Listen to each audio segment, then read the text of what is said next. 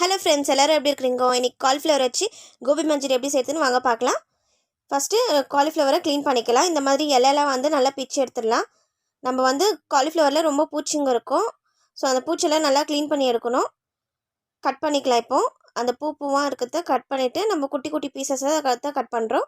ரொம்ப பெரிய பீஸெல்லாம் போடுறதில்ல, குட்டி குட்டி பீஸாக கட் பண்ணிக்கலாம். உங்களுக்கு எந்த சைஸ் தேவையோ அந்த சைஸில் நீங்கள் கட் பண்ணிக்கலாம். நான் வந்து சின்ன சின்னதாக கட் பண்ணிக்கிறேன். நல்லா கொஞ்சம் பூவாக இருக்கிறத கட் பண்ணிவிட்டு இந்த மாதிரி எடுத்து வச்சுக்கிறேன். எல்லாத்தையும் அதே மாதிரி நம்ம கட் பண்ணிக்கலாம். சும்மா இப்படி கையிலே வந்து நம்ம புட்டு எடுத்தாக்கா வந்துடும். கத்தியில் கட் பண்ணணும்னு அவசியமே இல்லை. பாருங்கள், எல்லா பூவும் இந்த மாதிரி கட் பண்ணி எடுத்து வச்சாச்சு. நான் இந்த சைஸில் தான் கட் பண்ணியிருக்கிறேன். கட் பண்ணி வச்சுக்கிற காலிஃப்ளவரை ஒரு கடாயில் மாற்றிக்கலாம். கடாயில் மாற்றிட்டு நம்ம வந்து தண்ணி ஊற்றி நல்லா அலசிடலாம்.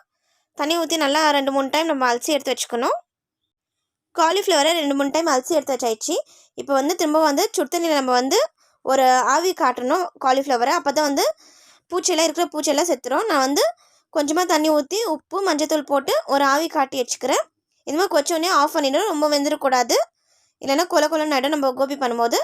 இப்போ சுத்தமாக க்ளீன் பண்ணி எடுத்து வச்சாச்சு. இந்த மாதிரி இருக்கணும். இப்போ கோபி பண்ணுறதுக்கு மசாலா ரெடி பண்ணிக்கலாம். 2 டேபிள் ஸ்பூன் மைதா மாவு சேர்த்துக்கலாம். 1 டேபிள் ஸ்பூன் அரிசி மாவு, 1 table spoon chilli powder, 2 table spoon cornflour சேர்த்துக்கலாம். 1 டேபிள் ஸ்பூன் கரம் மசாலா, தேவையான அளவு உப்பு, கொஞ்சமாக ஃபுட் கலர், 2 டேபிள் ஸ்பூன் இஞ்சி பூண்டு பேஸ்ட்டு சேர்த்துக்கலாம். பாதி எம்ச்சி பழத்தோட ஜூஸ் சேர்த்துக்கலாம். 3 டேபிள் ஸ்பூன் தயிர் சேர்த்துக்கலாம். கெட்டியான தயிர், நம்ம தண்ணி சேர்க்குறதில்ல, அதனால தயிர் வந்து கொஞ்சம் ஜாஸ்தியாக சேர்த்துக்கலாம். நல்லா மிக்ஸ் பண்ணிக்கலாம். பாருங்கள், இந்த மாதிரி திக்காக இருக்கணும், ரொம்ப வந்து தண்ணியாக இருக்கக்கூடாது. நம்ம அதனால தான் தண்ணி ஊற்றத்தில் வெறும் தயிர் மட்டும் போட்டு நம்ம நல்லா மிக்ஸ் பண்ணி எடுத்து வச்சாக்கா டேஸ்ட் நல்லாயிருக்கும்.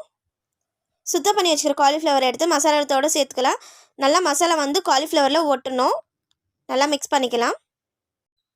பாருங்கள், நல்லா மிக்ஸ் பண்ணி ஆயிடுச்சு. இப்போ வந்து காலிஃப்ளவரில் நல்லா மசாலா ஒட்டிக்குது. இந்த மாதிரி இருக்கணும். இப்போ எண்ணெயில் போட்டு பொரிச்சு எடுத்துடலாம்.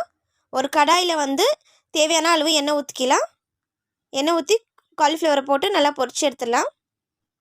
ஸ்லோ ஃப்ளேமில் வச்சு நம்ம வேக வச்சு எடுத்துக்கலாம். நம்ம ஸ்பீடாக வச்சாக்கா நல்லா தீஞ்சிடும். ஸோ அதனால் ஸ்லோவாக வச்சு நல்லா வந்து 2 சைடும் திருப்பி விட்டு நம்ம எடுத்துடலாம். காலிஃப்ளவரில் மசாலா எதுவுமே வந்து திரிஞ்சு போல், எல்லாம் வந்து காலிஃப்ளவர்லேயே வந்து ஒட்டி நிற்குது. இப்போ நல்லா வெந்துச்சு, எடுத்துடலாம். பாருங்கள், இந்த மாதிரி இருக்கணும். எல்லாம் காலிஃப்ளவர் பொரிச்சு எடுத்துடலாம். நம்ம கோபி பொரிச்ச எண்ணெயிலே வந்து 2 டேபிள் ஸ்பூன் எண்ணெய் ஊற்றி வச்சுக்கிறேன். எண்ணெய் காஞ்சவொடனே ஒரு சின்ன துண்டு இஞ்சி வந்து பொடி பொடியாக நறுக்கி வச்சுக்கிறேன். 5 பூண்டை பொடி பொடியாக நறுக்கி வச்சு சேர்த்துருக்குறேன்.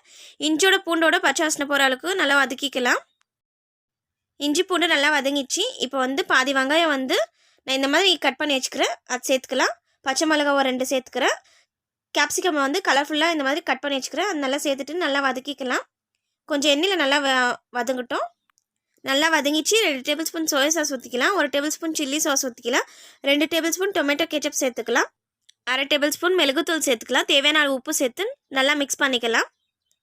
நல்லா மிக்ஸ் ஆகட்டும். இப்போ வந்து நம்ம பொரிச்சு வச்சுக்கிற கோபியை வந்து சேர்த்துக்கலாம். எல்லாத்தையும் சேர்த்துட்டு நல்லா வந்து மிக்ஸ் பண்ணிக்கலாம். நல்லா மிக்ஸ் பண்ணிக்கலாம். பார்க்கறதுக்கே நல்லா கலர்ஃபுல்லாக இருக்குதில்ல, நல்லா ரொம்ப டேஸ்ட்டாக இருக்கும். இந்த மாதிரி நீங்களும் ட்ரை பண்ணி பாருங்க.